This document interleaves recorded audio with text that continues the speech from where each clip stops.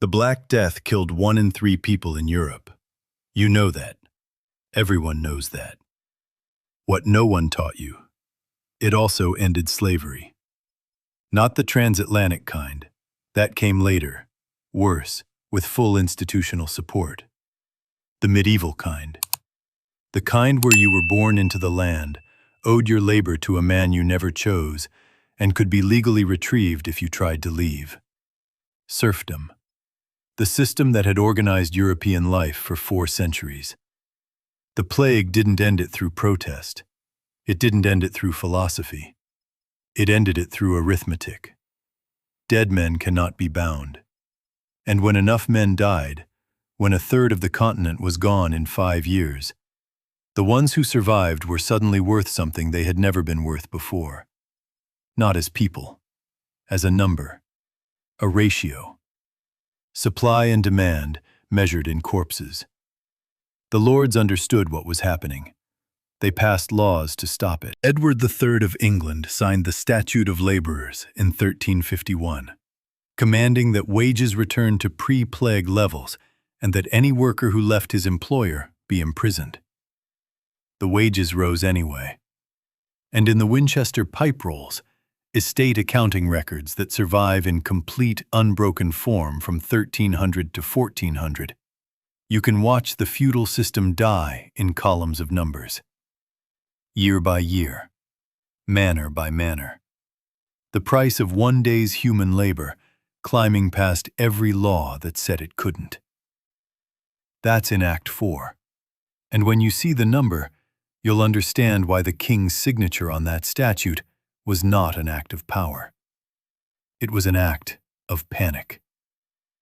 In 1349, 2 years into the plague, English agricultural wages had already risen between 30% and 50% above pre-plague levels. Not after the plague ended, during it. The Winchester pipe rolls, estate accounting records kept by the Bishop of Winchester across dozens of manors, show the shift in precise, unemotional numbers. Harvesters who earned 2 pence a day in 1347 were demanding 3, sometimes 4, by 1349. Shepherds, plowmen, threshers. Across every category of agricultural labor, the price of a human being's work had climbed, because there were fewer human beings left to do it. This was not a negotiation. There was no union, no protest, no manifesto. It was arithmetic. For every laborer who died, the ones who survived became harder to replace. A lord with 500 acres and half his workforce dead had 2 options: pay more or watch the harvest rot. Most paid more. Some watched the harvest rot anyway, because even the workers who remained had learned, for the first time in their lives, that they could simply walk to the next manor and ask for better terms. The feudal system was built on immobility. A serf belonged to the land. He could not leave without permission. He owed labor, produce, and fees to the lord above him in exchange for, theoretically, protection. The system worked because serfs had no alternative.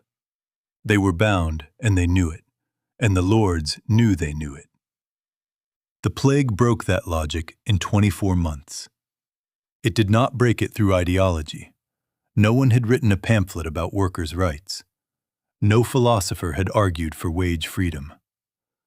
The break came because dead men cannot be bound to anything, and the men who survived them suddenly had somewhere else to go. Bruce Campbell, in The Great Transition, 2016, documents that labor mobility in the English countryside increased substantially within a decade of the first wave. Serfs were leaving estates not in rebellion, but quietly, at night, moving to towns where labor was so scarce that employers did not ask where you came from or what obligations you'd left behind. The lords tried to stop it. Of course they did. And that is where the story gets interesting, because what they did next tells you exactly how much they understood what was happening. There's a law, passed in 1351. It tells you exactly how frightened the English crown had become. To understand what the plague broke, you need to understand what it found. Feudalism was not a cruel invention. It was a solution. Imperfect, hierarchical, but functional, to a specific set of problems. Western Europe in the early medieval period was a landscape of constant threat.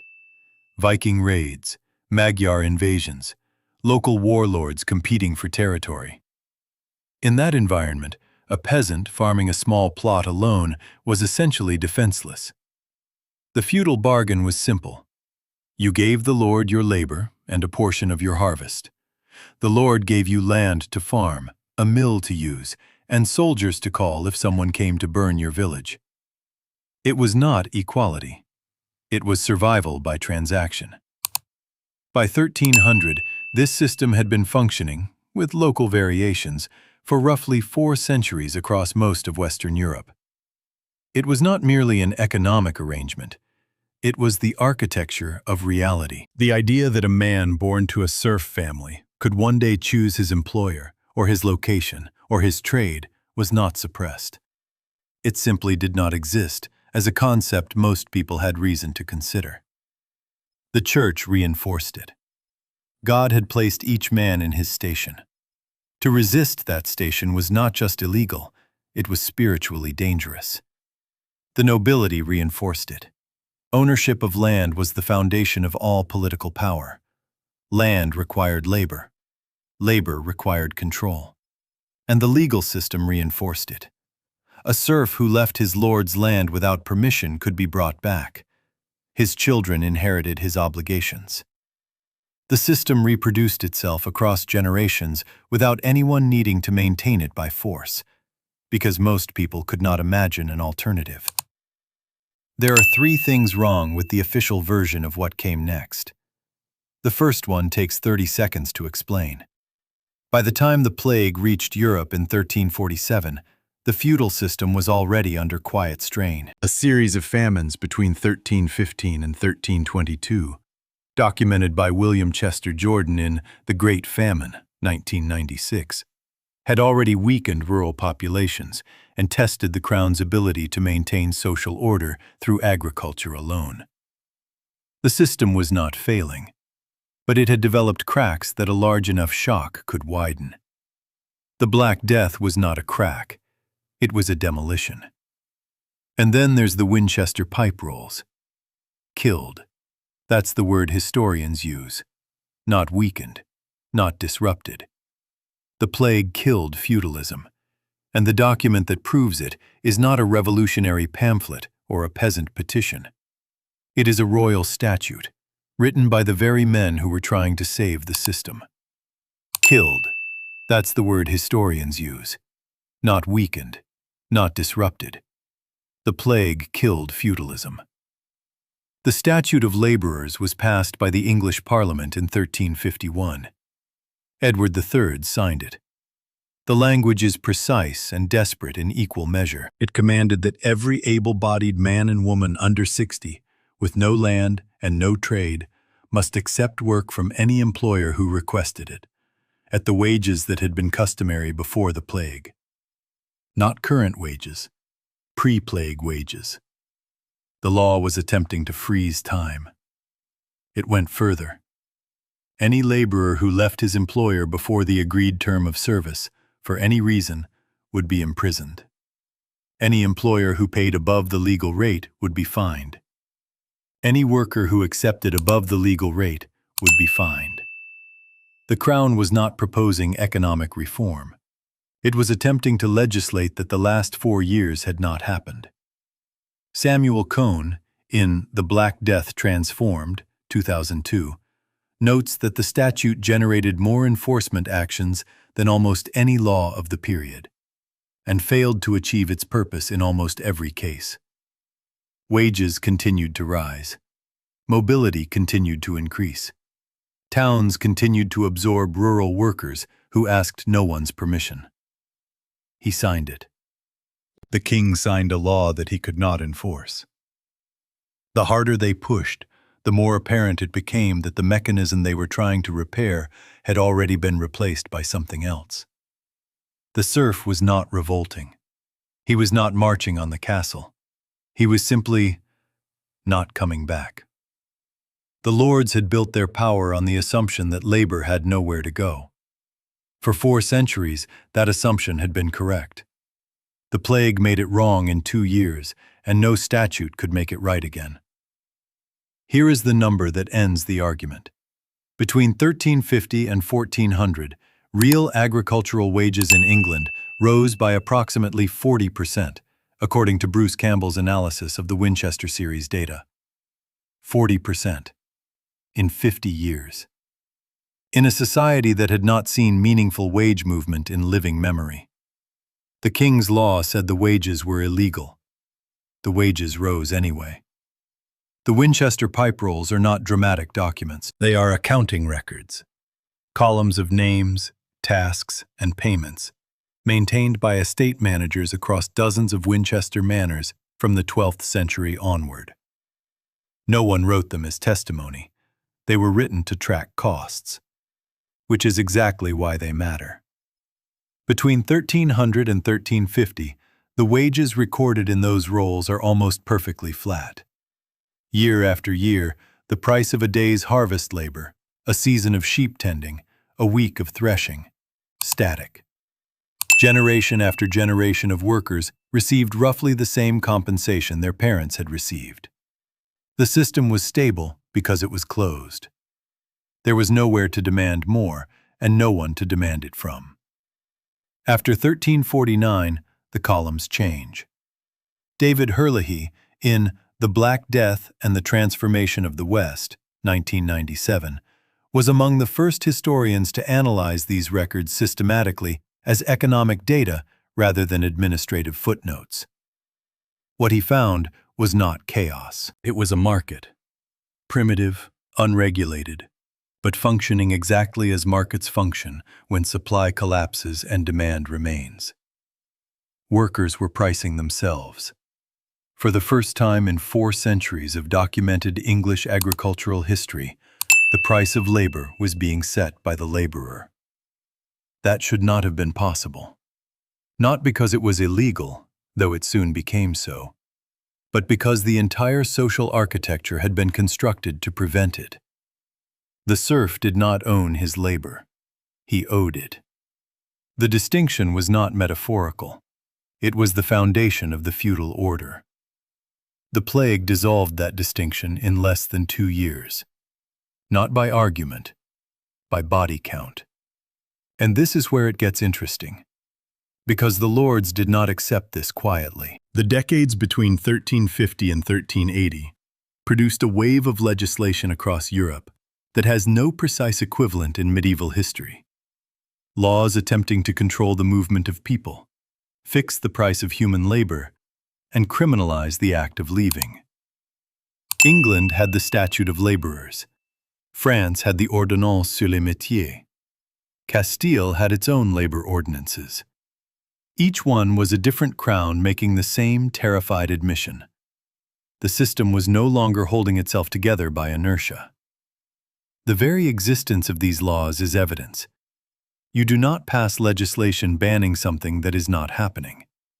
You do not create criminal penalties for mobility in a society where people are staying in place.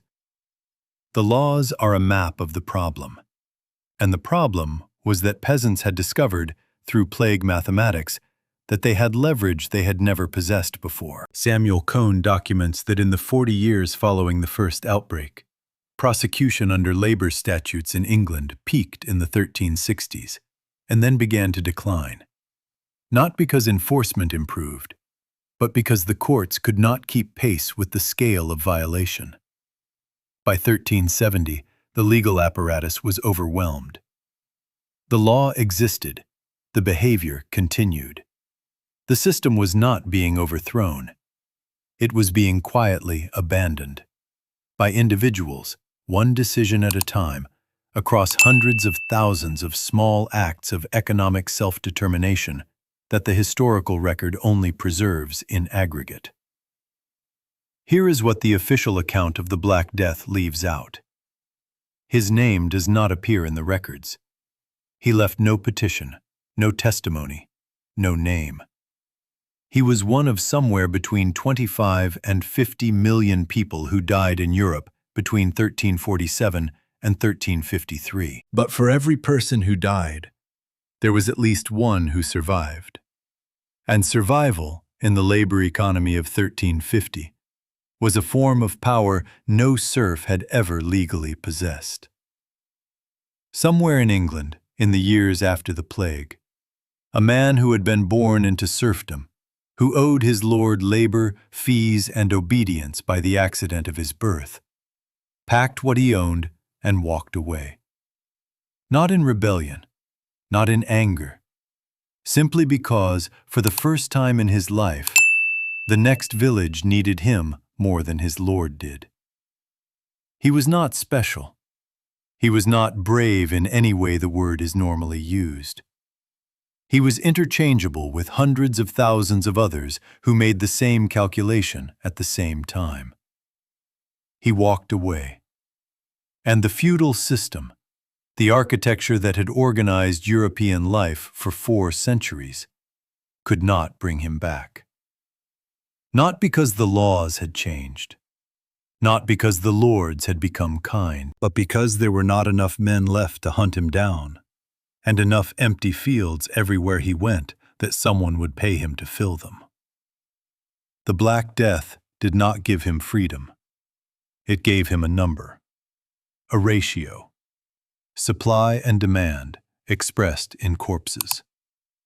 And that ratio, for the first time in recorded European history, was in his favor. That is what the plague killed, not just people, the system that owned them. The standard version of the Black Death ends in 1353. The plague recedes. Europe begins to recover. The narrative moves on. What the standard version does not include is the 50 years that followed, because those 50 years are where the real story lives. By 1400, serfdom had effectively collapsed across most of Western Europe. Not by revolution, not by royal decree, by attrition. Lords who could no longer compel labor began offering leases instead. Fixed-term contracts replaced lifetime obligation. Town charters expanded to absorb rural workers who had no intention of returning to the manors they'd left. The feudal contract, labor for protection, lost both its terms. Workers had other options. Fortified estates had become less necessary as centralized monarchies consolidated military power. The class of free peasants that emerged from the post-plague economy is not a footnote. It is the foundation of the European middle class. The artisan guilds that dominated the economies of Florence, Bruges, and London in the 15th century were built on labor mobility that the plague made possible. The merchant class that funded the Renaissance, the Medicis, the Fuggers, the merchant councils of the Hanseatic League, operated in an economy where human labor could be hired, not just inherited. The Renaissance did not cause the modern world. The plague did. By accident, by subtraction. And it raises a question that no one in power at the time would have wanted asked. If the feudal system only survived as long as workers had no choice, was it ever a system, or was it always just a cage? Someone built that cage. Someone enforced it for 4 centuries. And it took a bacterium, not a philosopher, not a revolution, not a king's mercy, to open the door. In 2021, historians began using a new phrase to describe something that was happening in real time. The Great Resignation. Millions of workers, in the wake of a pandemic, quietly reassessing the terms they'd accepted and deciding they were worth more. Not through protest, through scarcity. The mechanism was identical. The scale was smaller. The logic was the same. The Black Death was not a lesson anyone planned to teach. It was not a reform or an emancipation or a movement. It was a catastrophe that happened to contain, buried inside its mathematics, the single condition that every system of coerced labor requires to function: that the laborer has no alternative. Remove that condition. By plague, by pandemic, by any mechanism that makes human labor scarce, and the system does not reform. It evaporates. History taught you that the Black Death was a tragedy. It was. But it was also the most consequential labor event in European history, and we still don't teach it that way. If the plague could accidentally dismantle a 4-century-old system of human control in less than a decade, what other systems are we living inside right now that are only intact because we haven't noticed the ratio has changed? Tell me in the comments, what institution today do you think is only surviving because its workers haven't fully realized they can walk away? Next week, we uncover the empire that ruled half the world for 200 years and kept no record of how it actually worked.